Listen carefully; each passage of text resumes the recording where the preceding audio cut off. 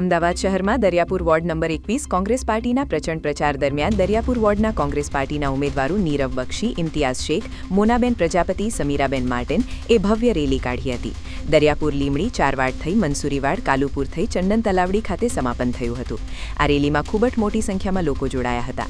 દરિયાપુર વોર્ડના તમામ આગેવાનો રફીક નગરી, કાસમભાઈ રફીક કાવા અને યુવા નેતા ફહીમ ખલીફા દ્વારા જોરદાર પ્રચાર કરવામાં આવ્યો હતો. હવે દરિયાપુરમાં એકતરફી કોંગ્રેસની લહેર ચાલી રહી છે એવું આ રેલી ઉપરથી સાબિત થઈ ગયું છે.